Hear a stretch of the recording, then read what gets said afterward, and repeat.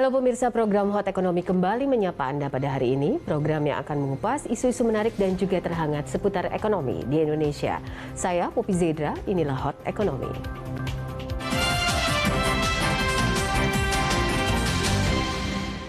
Presiden Jokowi kembali mengingatkan besarnya potensi besar pasar digital, menegaskan agar Indonesia bisa menguasai dan tidak diambil orang lain. Salah satu kuncinya adalah strategi yang tepat untuk mengambil kesempatan melalui penciptaan ekosistem digital.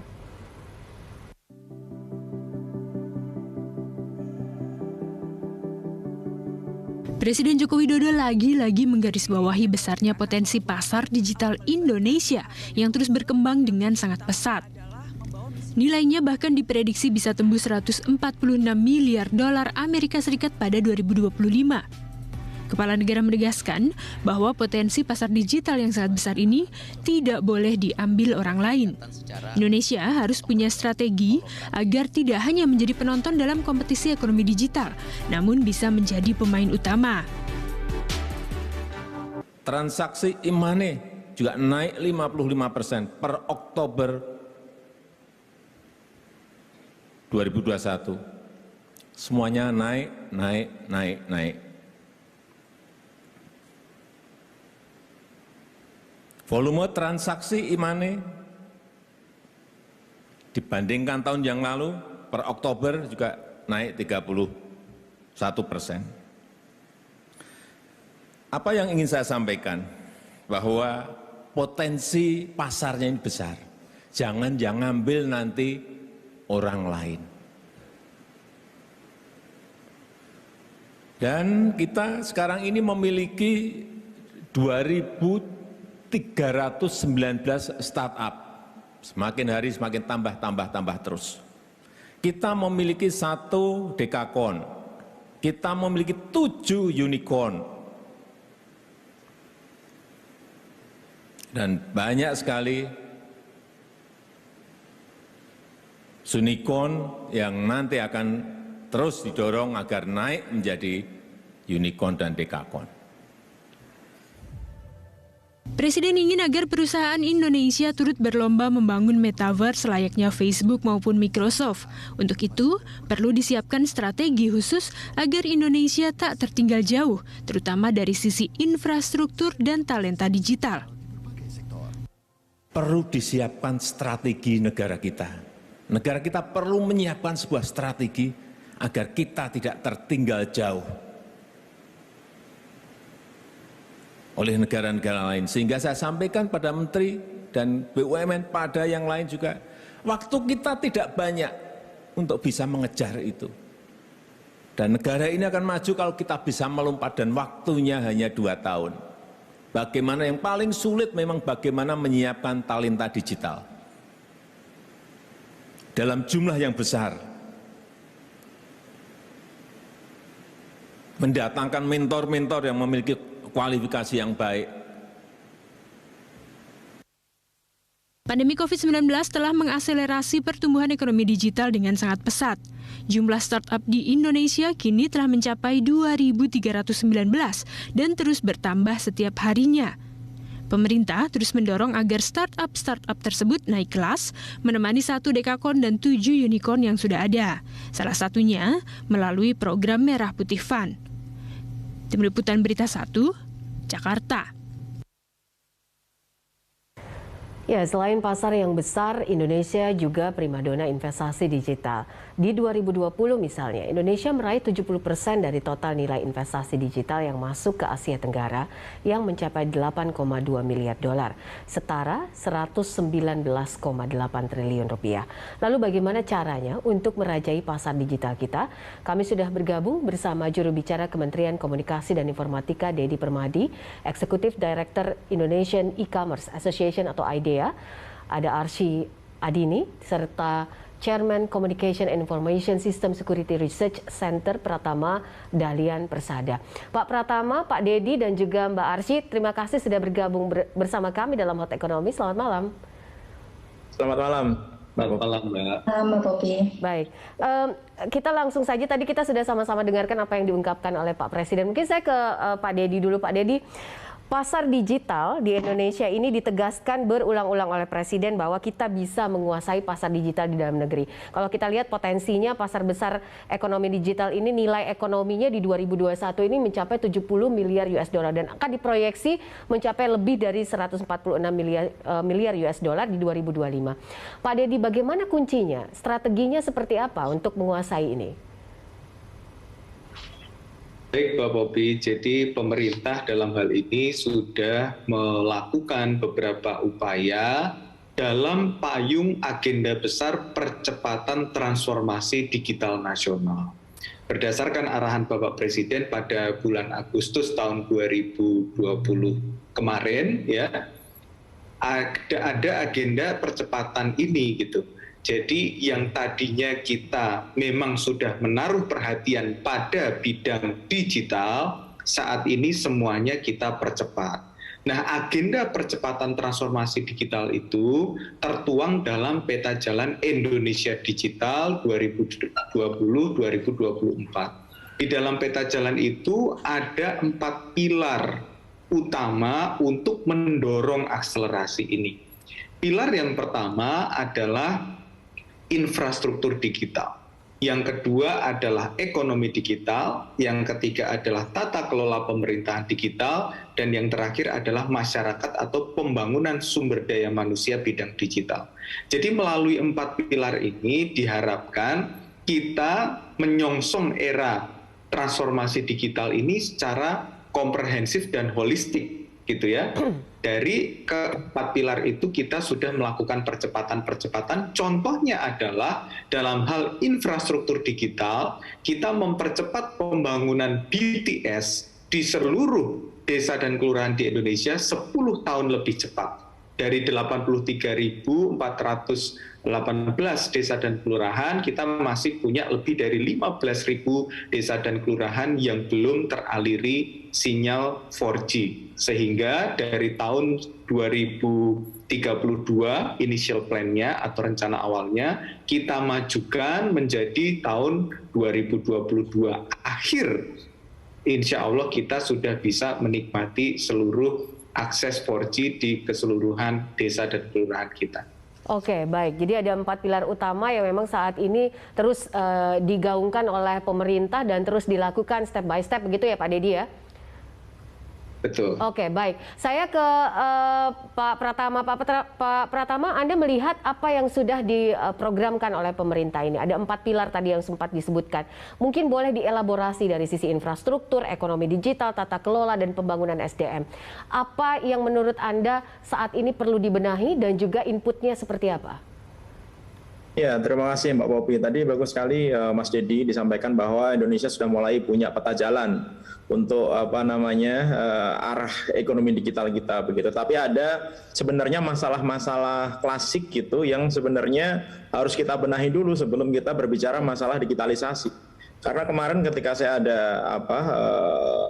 seminar dengan Bank Indonesia, OJK, gitu, ternyata juga kesiapan terhadap infrastruktur, terhadap hal-hal yang mendukung ekonomi digital ini juga belum kuat-kuat banget. Misalkan ada beberapa tantangan dalam pengembangan ekosistem digital Indonesia, ekonomi digital Indonesia. Yang pertama adalah yang paling penting menurut saya adalah keamanan cyber. Begitu. Kenapa saya bilang keamanan cyber? Percuma kita mendigitalkan semuanya gitu, uang digital, digital payment, kemudian layanan digital, gitu. Tapi kalau keamanan cybernya kita masih loyo begitu, nah itu akan menjadi masalah begitu, karena di sini yang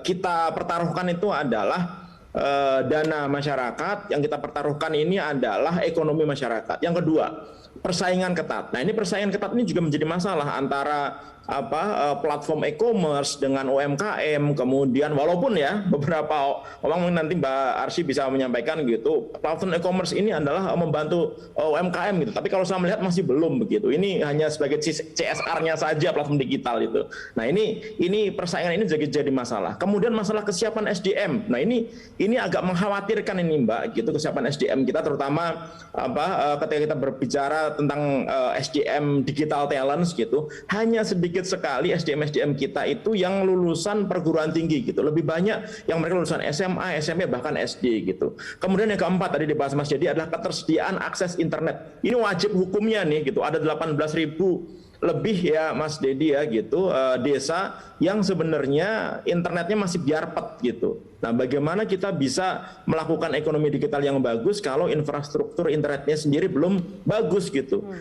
Pemerintah sudah memiliki program Palapa Ring Barat, Ring Tengah, Ring Timur gitu. Tapi kita perlu menyelesaikan infrastruktur ini sampai ke last miles-nya gitu. Jadi masyarakat tuh bisa merasakan backbone yang dibuat oleh pemerintah ini. Kemudian yang terakhir adalah masalah regulasi. Nah, ini juga pelik sekali nih masalah regulasi ini. Kenapa? Contohnya misalkan Undang-Undang Pelindungan Data Pribadi sampai sekarang setelah 3 kali masa sidang plus 2 kali masa sidang ternyata masih deadlock. Padahal regulasi ini salah satunya yang akan melindungi masyarakat gitu. Misalkan jika terjadi kebocoran data di platform atau penyelenggara sistem elektronik baik di pemerintah ataupun swasta gitu. Nah, 5 tantangan ini yang menurut saya gitu harus kita benahi kalau kita memang serius mau membuat Indonesia ini berkembang ekonomi digitalnya gitu Mbak Popi gitu. Oke, baik. Saya ingin tanggapan dari Mbak Arsy sendiri. Kalau melihat di lapangan sendiri Mbak Arsy, catatan Anda dari sisi pasar digital di tanah air seperti apa? Dari 5 permasalahan klasik tadi yang disebutkan oleh Pak Pratama. Mungkin input yang bisa diberikan dari IDEA seperti apa melihat kondisi saat ini? Ya, terima kasih Mbak Popi. Kalau kita lihat sekarang kan bisa dibilang UMKM jadi salah satu penyelamat ekonomi juga ya Mbak untuk percepatan digital dan pendukung percepatan ekonomi. Dan perannya di mana? Tentu terlihat dari kita ukur dari awal pandemi di Mei 2020 kemarin kita membuat satu gerakan di mana seluruh pemerintah, kementerian dan lembaga dan industri bersinergi dalam Bangga Buat Indonesia. Tercatat 17 juta UMKM on board. Di situ new ke platform. Jadi kita memberikan kemudahan untuk mereka berjualan online. Tentunya di minimnya aktivitas para konsumen dan lain-lain, online ini sudah menjadi jalan keluar ya. Jalan keluar dan bukan lagi di tahap awareness. Jadi bisa dibilang angka untuk 17 juta onboarding itu sangat membantu untuk penjualan UMKM tadi dari sisi bagaimana platform kontribusi terhadap pertumbuhan UMKM digital. Yang kedua dari sisi infrastruktur, saya rasa sudah sangat baik sekali. Kalau dilihat dari program-program yang kami jalankan secara nasional, khususnya juga ada beberapa di daerah 3T, kita bekerjasama dengan Kominfo dan Bakti-Kominfo untuk upgrading skill digitalnya para UMKM. Jadi mereka diberikan skill set digital dari mulai digital marketing, digital operation, sampai bagaimana mereka manage SDM-nya. Karena kita tahu kan, isu UMKM pertama itu memang juga di SDM. Jadi satu orang mereka bisa berjualan dan mengurus end-to-end penjualan, dan bagaimana kita memberikan satu jawaban tentang operation ini bagaimana bisa diatasi gitu.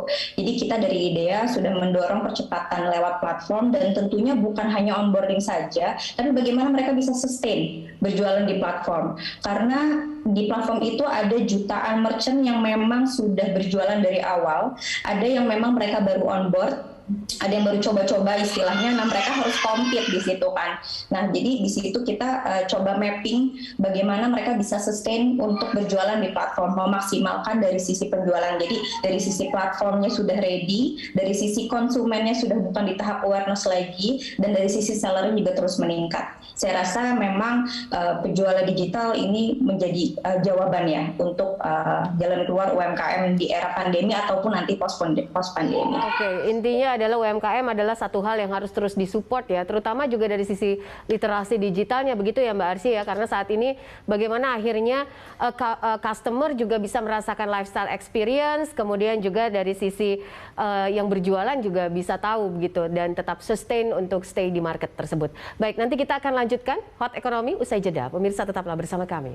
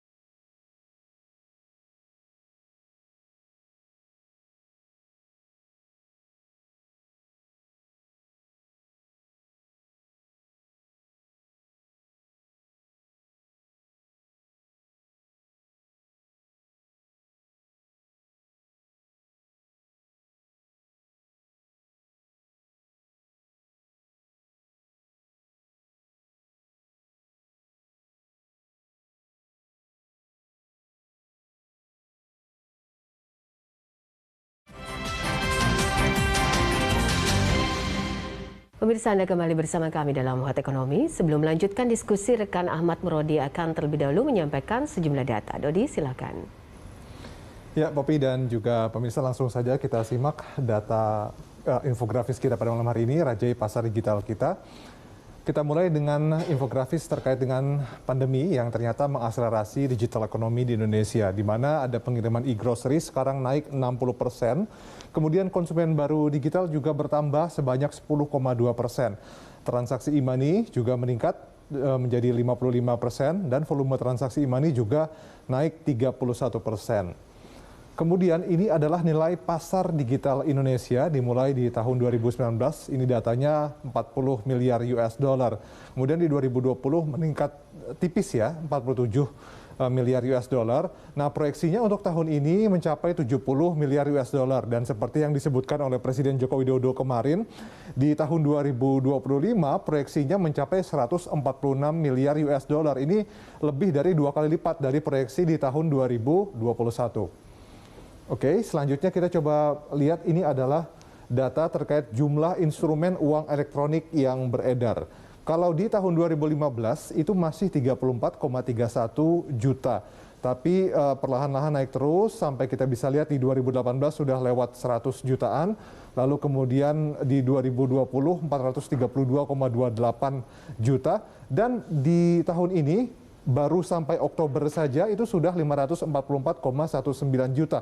Sudah lebih banyak dibandingkan 1 tahun penuh 2020. Nah, ini transaksi uang elektronik dari tahun 2015 sampai tahun ini 2021, yang kolom kiri adalah volumenya, sementara yang kolom paling kanan adalah nilainya. Kita bisa lihat juga angkanya terus naik. Di 2015 masih 535,57 juta transaksi, tapi kemudian terus naik sampai di 2018 misalnya 2,92 miliar. Hampir 2 kali lipat di tahun 2019, tapi kemudian di 2020 volumenya sebenarnya menurun ya, menjadi hanya 4,62 miliar transaksi. Nah, di 2021 datanya sampai Oktober ini sudah hampir mendekati data penuh tahun 2020, yaitu 4,32 miliar. Nah, tapi kalau kita perhatikan dari segi nilai, ini angkanya tidak ada penurunan, bahkan terus naik pemirsa. Jadi kalau kita lihat di 2015 itu nilainya 5,28 triliun rupiah, naik terus sampai misalnya di pertengahan di 2018 47,19 triliun rupiah. Nah, di 2020 ketika ada penurunan volume, justru nilainya malah naik ya, 204,91 triliun rupiah, dan di tahun ini sampai Oktober sudah mencapai 239,04 triliun rupiah. Baik, selanjutnya kita coba lihat ini adalah potensi pasar digital Indonesia. Ini kita bandingkan dengan rata-rata global, datanya per Oktober 2021. Rata-rata beberapa klasifikasi ini lebih tinggi dibandingkan rata-rata global. Misalnya adopsi internet, ini persentase populasinya 73,7%, sementara rata-rata global hanya 61,8%. Semuanya juga ya, pengguna internet belanja online via ponsel, belanja groceries online, itu semuanya di atas rata-rata global. Kecuali hanya 2 saja yang Indonesia datanya masih di bawah rata-rata global. Misalnya pengguna jasa keuangan online, ini di Indonesia 27,6%, sementara rata-rata globalnya sedikit lebih tinggi, 28,5%. Kemudian cek kesehatan online ini masih minim di Indonesia, masih 18,6%, sementara rata-rata global sudah mencapai 26,2%. Selanjutnya kita coba cek persaingan pasar digital. Ini data kembali per Oktober 2021. Orang Indonesia yang belanja e-commerce cross-border mencapai 7%, sementara nilai belanja e-commerce cross-border ini 23% total belanja e-commerce Indonesia. Kemudian kalau kita bandingkan dengan negara-negara lain ya, belanja e-commerce terhadap PDB, Thailand paling besar ya, 11,9%, kemudian disusul Tiongkok, Inggris, Denmark, Amerika, Vietnam, baru kemudian Indonesia yang sama dengan Malaysia, hanya 1,8% belanja e-commerce terhadap PDB. Ya, demikian Poppy informasi yang dapat saya sampaikan. Kembali ke Anda. Baik, Dodi, terima kasih untuk informasinya. Kami lanjutkan perbincangan bersama Pak Dedi, Pak Pratama, dan juga Mbak Arsy.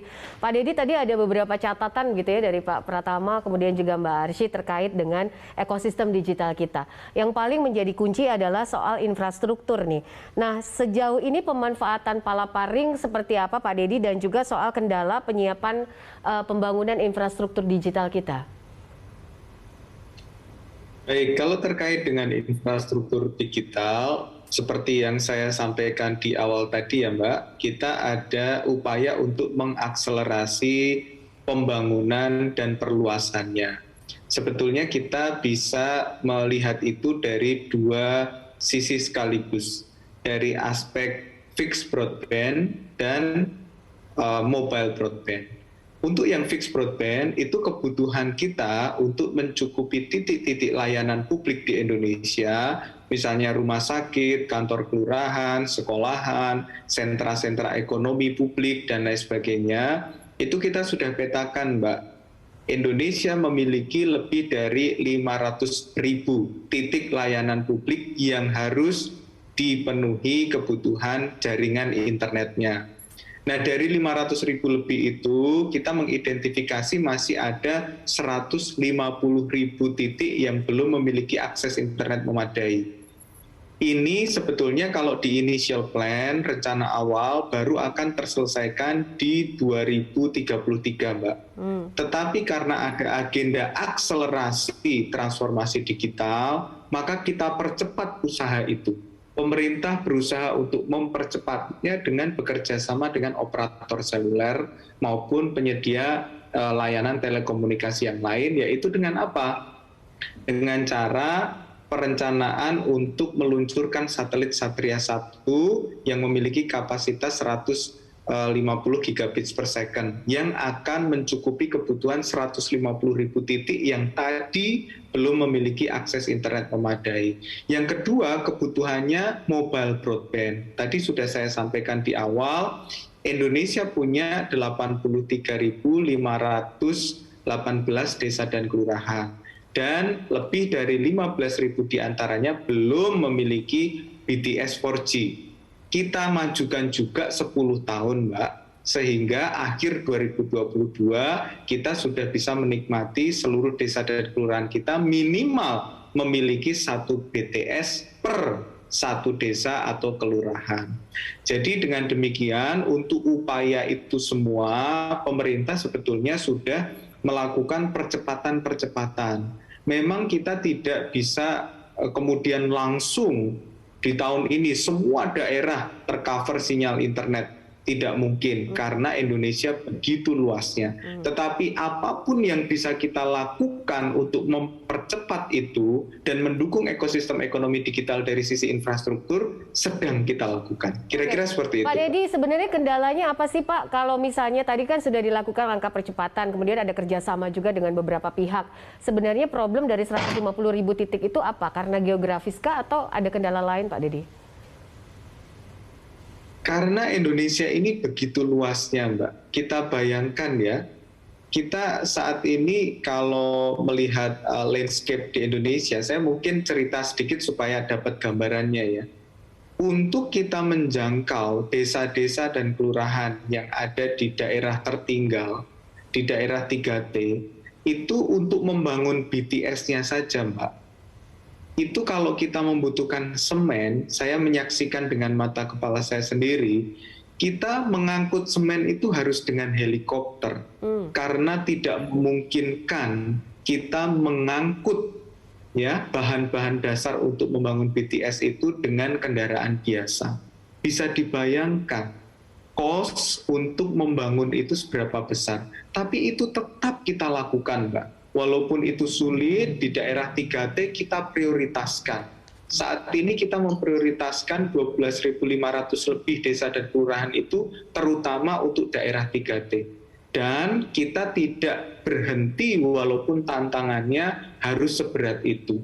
Dan ada banyak juga BTS yang sudah dibangun kemudian terjadi perusakan, pembakaran, dan lain sebagainya. Itu tantangan-tantangan di lapangan yang mungkin tidak terbayangkan oleh kita selama ini. Tetapi pemerintah bersama dengan masyarakat tentunya kita yakin kita bisa kalau kita bersama-sama serius untuk mendukung program-program ini. Oke, infrastruktur satu hal untuk mendukung ekosistem digital di tanah air. Hal yang lainnya adalah permasalahan tadi yang sempat disebutkan oleh Pak Pratama, Pak Deddy, soal penguatan dari sisi regulasi untuk data pribadi. Nah, ini bagaimana pemerintah menjawab ini?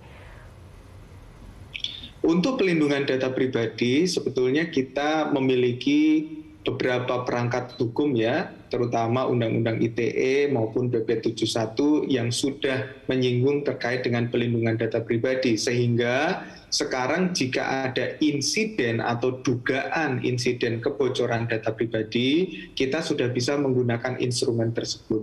Tapi perlu diakui bahwa kita perlu memperkuat regulasinya. Sehingga saat ini sedang diupayakan untuk mempercepat penuntasan rancangan undang-undang pelindungan data pribadi. Memang ini sesuatu yang sangat dinamis ya Mbak ya. Kita berusaha dengan DPR sama-sama berkomitmen untuk menyelesaikannya segera dengan pembahasan DIN pada masa persidangan berikutnya. Dan insya Allah ini bisa kita selesaikan, apalagi kemarin Bapak Presiden sudah memberikan arahan juga untuk mempercepat penyelesaian rancangan undang-undang ini. Oke, baik. Saya ke Mbak Arsy. Mbak Arsy, kalau misalnya nih, ini kan pandemi masih terus berjalan saat ini. Jika nantinya pandemi akhirnya berubah menjadi endemi, ini seperti apa akhirnya progres pertumbuhan ekonomi digital kita kalau dilihat dari sisi e-commerce sendiri? Ya, kalau kita monitor dari 2 tahun ini, Mbak, kami dari industri positif akan tetap bertumbuh secara masif ya, karena masyarakat sebagian besar sudah mengalami transformasi digital pada saat pandemi tadi kan. Jadi sehingga sudah menjadi habit, dan juga pandemi juga telah melahirkan banyak sekali UMKM baru yang tadi saya sebutkan, sampai 2 kali lipat pertumbuhannya dari sisi pertumbuhan UMKM digitalnya.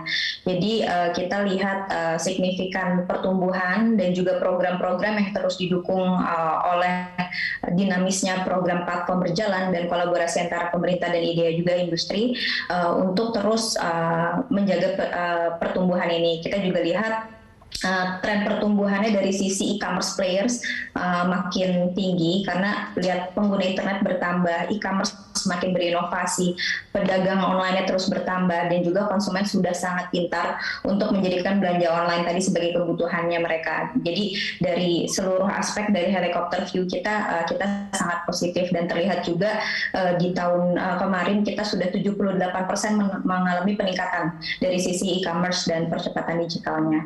Jadi kami dari industri terus memberikan edukasi, tapi bukan hanya dari platformnya sendiri Mbak, tapi juga ke konsumen. Karena di sini konsumen kan yang bisa experience langsung ya belanja online. Kita sering melihat bahwa banyak isu yang terjadi pada saat berbelanja online. Nah, bagaimana sih sikap preventif kita gitu? Kepada siapa kita harus mendapat langsung cepat respon pada saat kita mendapatkan isu gitu. Jadi di platform e-commerce itu kan memang ada banyak partner ya Mbak, jadi ada platformnya sendiri, ada logistik partner, ada payment partnernya. Jadi apabila isunya terjadi di logistik, nah itu sebenarnya tidak bisa langsung juga ke kurir misalnya, yang kemarin hot topic juga. Jadi sebenarnya di e-commerce semua tersedia, tinggal klik tombol button, kita sudah bisa mengakomodir semua isu-isu tersebut. Oke, baik. Saya ke Pak Pratama. Pak Pratama, kalau dilihat sendiri catatan Cisrek sendiri seperti apa soal tren pertumbuhan pasar digital di tanah air ini? Apakah masih akan tetap bisa sepesat ini dalam beberapa tahun ke depan? Atau memang seperti apa peta persaingan pasar digital sendiri di Indonesia? Memang kalau kita lihat ya, sektor e-commerce yang tumbuh di Indonesia itu 52% year on year-nya gitu. Jadi masih menjadi pendorong utama. Nah, kita tahu bahwa gross merchandise value-nya gitu, ekonomi internet Indonesia itu memiliki value senilai 70 miliar dolar pada 2021. Sebenarnya ini terjadi karena memang rata-rata masyarakat Indonesia menggunakan layanan digital baru gitu. Mulai dari sebelum pandemi meningkat, waktu pandemi itu 6,6 kali lipat, kemudian di masa pandemi itu menggunakan sekitar 8 layanan digital baru gitu. Nah, ini tadi sudah dibahas juga oleh Pak Jokowi gitu. Mungkin akan naik 2 kali lipat nih di tahun 2025 menjadi 146 miliar US dollar. Tetapi yang jadi masalah adalah ini dinikmati orang Indonesia apa enggak? Itu jadi masalah Mbak Popi gitu. Kan gini masalahnya gitu. Kita tahu bahwa saat krisis ekonomi tahun 98, 2000, 2008 begitu ya, saat ekonomi dunia hancur-hancuran, Indonesia tetap bertahan, kuat kita gitu. Kenapa? Karena UMKM kita kuat, ya kan? Nah, sebenarnya ada teori nih gimana cara menghancurkan Indonesia, hancurkan UMKM-nya gitu. Bagaimana dengan menghancurkan UMKM-nya gitu? Ya kasih ini platform-platform e-commerce gitu yang mereka akan mengambil semua sumber daya Indonesia gitu, termasuk data gitu, sehingga mereka bisa makan sendiri. Kan sekarang ceritanya kayak gitu. Kan tadi saya sudah ngomong informasi Mbak Arsy gitu, ya, bahwa kita ini gitu UMKM yang ada di platform e-commerce itu hanya penjual atau mereka memproduksi barang. Kan rata-rata itu mereka hanya sebagai penjual, ya kan? Nah, kalau mereka sebagai penjual, barang yang dijual apa? Barang dijual akhirnya kan barang apa? Barang-barang impor gitu. Ya. Kalaupun ada barang-barang yang seolah-olah itu adalah barang lokal, sebenarnya itu adalah barang impor yang dibuat di negaranya sana dengan harga yang lebih murah, kualitas yang lebih bagus, datang ke Indonesia dijual free ongkos kirim gitu. Sehingga akan mematikan produk-produk UMKM kita. Akhirnya apa? UMKM kita nanti hanya akan jadi pedagang. Hanya akan jadi penjual gitu, nggak akan jadi produsen gitu. Nah, nggak adilnya di mana? Nggak adilnya tadi saya bilang, nggak adilnya adalah platform e-commerce ini dia nggak mau share data. Mereka punya data analitik, mereka punya big data analitik yang harusnya di-share kepada UMKM Indonesia, sehingga UMKM kita, pemerintah kita memiliki data yang sama dengan platform ini. Sehingga bisa tahu nih, menganalisis kira-kira nih, orang Jakarta itu sukanya sepatu yang model apa gitu. Itu bisa tahu, itu di-share. Atau misalkan orang Tulungagung itu sukanya tas yang model kayak gimana. Itu semua platform e-commerce mereka tahu, mereka punya datanya. Nah, itu kan nggak mau di-share. Harusnya kalau mereka nyari duit di Indonesia, dibagi ke pemerintah kita data tersebut. Makanya tadi saya bilang, sebenarnya yang diuntungkan ini platform e-commerce-nya atau pedagang kita gitu. Nah, ini kan yang jadi masalah. Makanya Pak Jokowi wanti-wanti jangan sampai ini 146 miliar dolar itu diambil semua oleh asing yang menginvestasikan uangnya ke platform-platform e-commerce ini gitu loh. Nah, ini banyak caranya. Kalau mau kita bedah bisa tuh sebenarnya tuh kita lihat gitu. Coba ada berapa produk yang ada di platform e-commerce? Ada berapa yang produk asli orang Indonesia gitu. Bahkan produk orang Indonesia pun bisa ditiru oleh si platform ini, kemudian dikirimkan ke investornya, kemudian dibuat dengan harga yang lebih murah, barang lebih bagus, dan dijual lagi ke Indonesia. Sekarang batik tulis, Mbak, sudah ada padanannya. Batik tulis itu kan batik yang dibuat pakai tangan, kadang-kadang salah-salah coret-coret gitu kan. Sekarang udah dibikin kayak gitu, seolah-olah kecoret-coret, seolah-olah nggak ada patternnya gitu. Padahal dibuat oleh mesin gitu. Mereka bisa buat itu. Nah, ini yang jadi masalah besar kita. Belum lagi kalau kita berbicara masalah nanti masalah kredit. Sekarang platform e-commerce juga memberikan kredit. Belum nanti masalah ekspedisi. Belum nanti, waduh, banyak masalah gitu yang harus kita selesaikan sebenarnya. Masalah finansial yang ada di platform juga yang maksudnya Pak Pratama itu ya, kredit-kredit yang ada di platform. Plus nanti masalah keamanan cyber, Mbak. Tadi Mas Dedi bilang bahwa sudah ada regulasi-regulasi yang ada. Tapi kalau menurut saya regulasi yang ada itu hukumannya kayak kepada anak SD aja gitu, nggak memberikan hukuman yang membuat jerah si penyelenggara sistem elektronik itu untuk serius mengamankan sistemnya. Oke, gitu baik. Loh. Baik, ini catatan penting yang harus kita buat ya, nanti akan dijawab juga oleh Pak Dedi karena peran Kominfo juga sangat penting dalam hal ini untuk menjaga keamanan data pribadi di tanah air. Kembali lagi nanti ke sana, usai jeda pemirsa, kami kembali dalam Hot Ekonomi.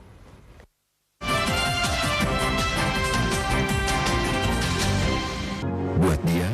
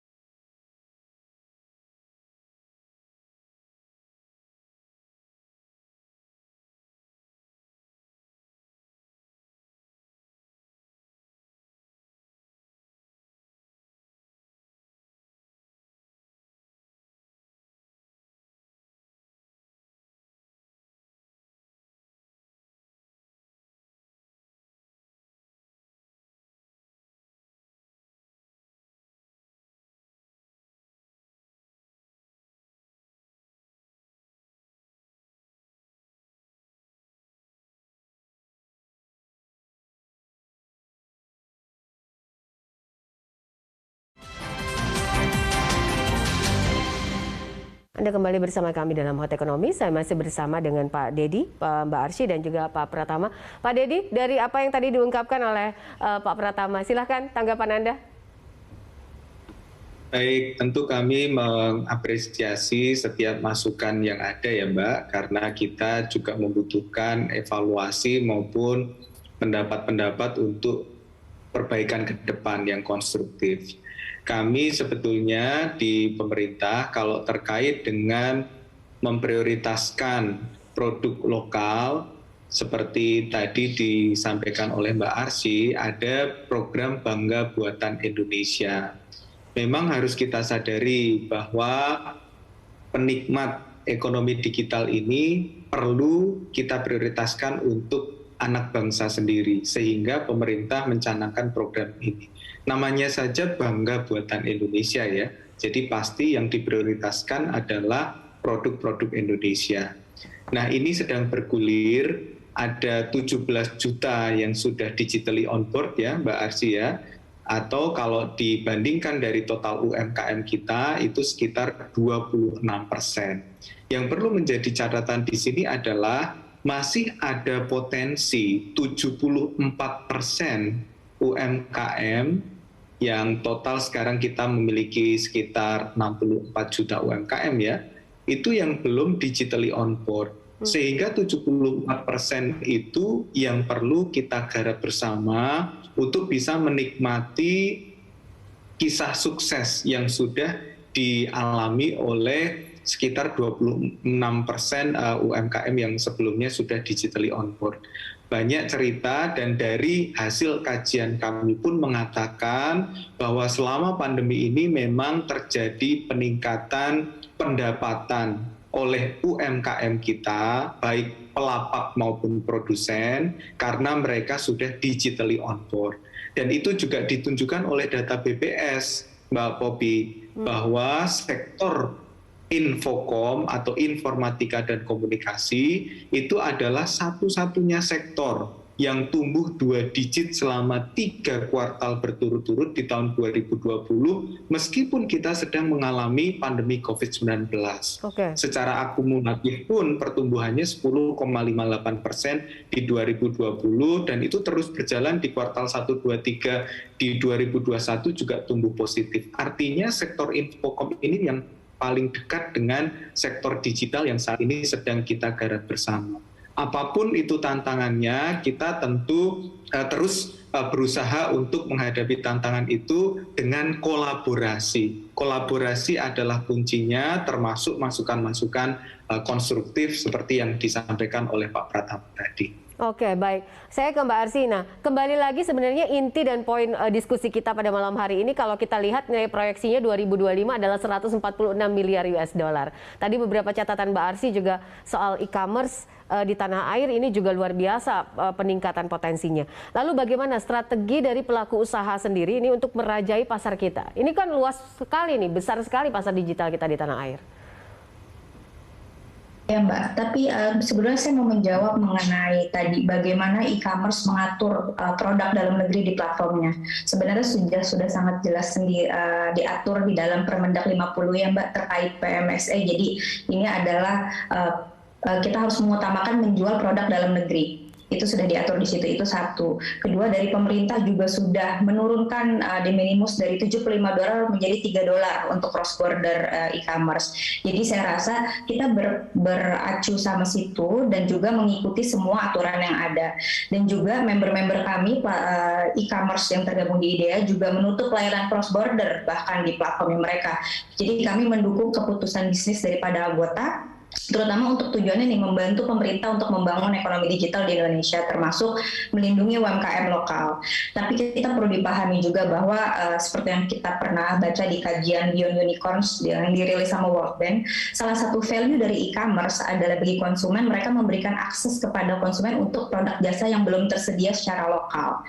Jadi jika memang ada barang-barang yang belum atau belum bisa diproduksi oleh produsen lokal, maka konsumen bisa juga mencari produk dan penjualan dari luar negeri negeri. Tapi itu menurut kami challenge-nya bagaimana penutupan perdagangan cross border ini juga harus dibarengi dengan peningkatan upaya pemerintah dan juga swasta, kami industri, untuk bantu nih pengusahanya lokal termasuk UMKM-nya. Jadi peningkatan kapasitas mereka yang memang kita tingkatkan sehingga akan semakin banyak produk kebutuhan konsumen bisa dipenuhi pengusaha lokal.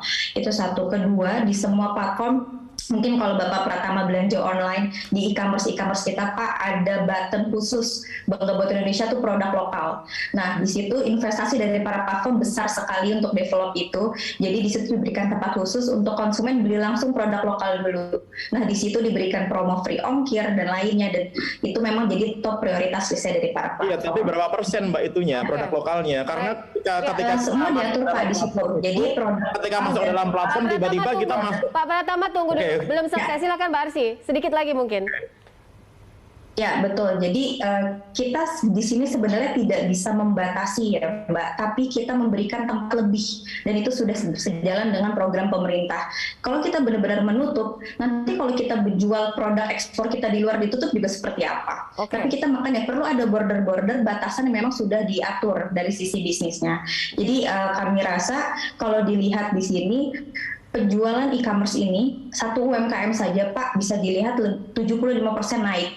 Masa kita mau tutup mata, mereka nggak mau jualan di platform e-commerce. Nah, itu yang kita terus tingkatkan gitu. Jadi di sini kita coba membuka semua industri, membuka mata konsumen, ayo kita transformasi digital dengan cara yang tepat. Lalu mengenai tadi proyeksinya, sekarang tadi yang saya mention, semua pelaku usaha sudah wajib transformasi digital. Wajib kita dari konvensional shifting ke online atau bahkan bisa omnichannel keduanya. Digital skill, digital presence, digital onboarding, digital operation, ini 4 pilar utama nih untuk mereka bisa survive di dunia ekonomi digital. Nah, 4 itu yang memang kita utamakan di sini untuk mereka terus berjualan. Dan saya rasa tadi untuk program Merah Putih Fund, nah program ini sebenarnya yang paling ditunggu-tunggu, sehingga banyak dilahirkan pelaku ekosistem, khususnya platform yang dapat pendanaan dalam negeri. Karena kita tidak bisa pungkiri venture capital yang memang agresif dan punya dana besar itu memang dari luar. Nah, kita gimana caranya di sini dari sisi pemerintah ini dan juga stakeholder terkait untuk membesarkan e-commerce secara mandiri, mengandalkan dukungan permodalan dalam negeri. Nah, mungkin dari situ ya. Baik, silakan Pak Pratama. Ya, itu kan teorinya gitu, tapi kenyataannya bagaimana? Kenyataannya produknya kan memang hampir 90% produk asing. Terus begini, Mbak Arsy, mungkin perlu diketahui juga bahwa platform itu melakukan profiling terhadap user. Contohnya misalkan, saya mau mencari pointer presentation gitu. Begitu saya search di platform e-commerce, yang keluar di depan kita apa? Yang keluar di depan kita produk-produk yang memang produk-produk asing, Xiaomi atau apa gitu. Selalu keluar itu duluan gitu. Nah, itu sebenarnya yang ketidakadilannya di situ. Bukan kita mau mematikan platform e-commerce, enggak sama sekali ya, karena itu akan membantu kita. Saya cuma pengen supaya platform e-commerce itu adil kepada UMKM yang ada di Indonesia juga. Ingat ya, makanya di salah satu isi dari Undang-Undang Perlindungan Data Pribadi itu adalah masalah segregasi data gitu. Bagaimana si platform ini dibolehkan apa nggak bolehkan, sampai batas mana mereka boleh membaca profiling si usernya. Ini kan enggak, setiap kita buka platform kita kan direkomendasikan. Dari profil kita direkomendasikan ke produk-produk yang itu bukan produk Indonesia. Silahkan coba Mbak Arsy cek. Rekomendasi produk Indonesia apa? Pak Pratama, jadi inputnya seperti apa? Seharusnya seperti apa sehingga ini bisa menjadi catatan dari IDEA dan juga e-commerce di Indonesia? Ya, harusnya. Juga kalau misalnya tidak di profiling, bagaimana e-commerce bisa memberikan insentif? Sebentar, Pak Pratama silakan. Kategorinya di mana dulu? Nah inilah makanya gitu. Kan kita ingin supaya platform e-commerce ini adil. Mereka kan juga dapat fee. Harusnya adil. Adil itu artinya apa? Adil itu artinya memposisikan produk luar negeri dengan produk dalam negeri itu sejajar. Jadi ketika ada suggestion, ada orang, maaf Mbak, karena menurut saya adil atau tidak adilnya itu sudah diatur dalam Permendak 50 tadi. Jadi definisi tidak adil itu di mana kita memprioritaskan produk dalam negeri sudah tertuang dan sudah terlihat dari data agregat yang kita punya.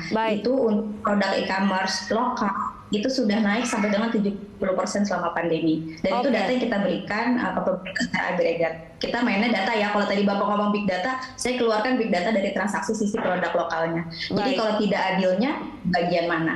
Baik. Oh iya. Silakan Bapak. Baik, baik. Jadi intinya adalah bagaimana sama-sama akhirnya ini juga saling membenahi begitu ya. Kembali lagi kepada regulasi. Saya ingin closing statement mungkin langsung aja dari Pak Dedi untuk membenahi ini, menengahi ini sehingga ini juga bisa menjadi satu quick win dan juga win-win solution untuk pasar digital di tanah air. Silakan Pak Dedi. Baik, jadi percepatan atau akselerasi transformasi digital itu adalah sebuah kolaborasi ya Mbak. Jadi mulai dari pelaku usaha, kemudian platform, kemudian pemerintah itu bergerak bersama. Makanya salah satu arahan Bapak Presiden terkait dengan akselerasi ini adalah penuntasan regulasi-regulasi yang masih diperlukan untuk mendukung ekosistem ekonomi digital. Sehingga saat ini sedang dilakukan juga. Tidak menutup kemungkinan ada tantangan-tantangan baru yang lain yang perlu segera kita persiapkan ke depan, karena berbicara ruang digital pasti ada tantangan baru yang akan muncul setiap saat. Dan insya Allah dengan adanya kolaborasi kita bisa memberikan yang terbaik untuk masyarakat Indonesia. Baik. Kuncinya adalah kolaborasi. Terakhir mungkin kesempatan saya berikan kepada Pak Pratama. Saya tahu maksud dan tujuan dari Pak Pratama adalah bagaimana UMKM ini full support sehingga juga pasar domestik atau UMKM ini menjadi pihak yang merajai pasar digital di Indonesia. Silakan Pak, singkat saja Pak. Terima kasih. Karena apa? Karena di masa zaman saat ini informasi data itu adalah hal yang paling penting begitu. Pak Presiden ngomong data is the new oil gitu. Oleh karena itu mungkin kita perlu memfokuskan pembangunan ekonomi digital itu gitu. Tadi infrastruktur sudah gitu. Kemudian pengembangan talenta digital Kominfo sudah gitu. Terus ekosistem digital ini juga perlu kita perbaiki gitu. Bagaimana kerjasama platform e-commerce, sharing data, bagaimana pemberian datanya itu juga bukan data yang ditutupi begitu. Karena saat ini memang kalau saya melihat ya gitu, memang belum ada ini sharing big data analitiknya kepada UMKM kita itu belum ada gitu ya. Semoga lah ini pemerintah benar-benar serius gitu. Pro-nya bukan kepada hanya ke investor gitu, tapi pro-nya benar-benar kepada masyarakat kita. Tanggung jawab pemerintah untuk bisa menyejahterakan masyarakat kita melalui UMKM. Gitu Mbak. Baik, terima kasih Pak Pratama untuk input dan juga diskusi pada malam hari ini. Pak Dedi dan juga Mbak Arsy, semoga tanah air tetap bisa merajai pasar digital dengan luar biasa ya, potensi yang luar biasa. Di 2025 kita akan diproyeksikan di 146 miliar US dollar. Bapak Ibu, terima kasih untuk diskusi pada malam hari ini. Salam sehat selalu. Terima kasih. Selamat malam. Terima kasih Mbak. Mirsa, sampai di sini program Hot Ekonomi. Anda bisa mengirimkan informasi dan saran kepada kami melalui email di redaksi @berita1.tv atau follow kami via Twitter, Facebook, YouTube, dan juga Instagram. Saya Poppy Zedra. Terima kasih. Sampai jumpa.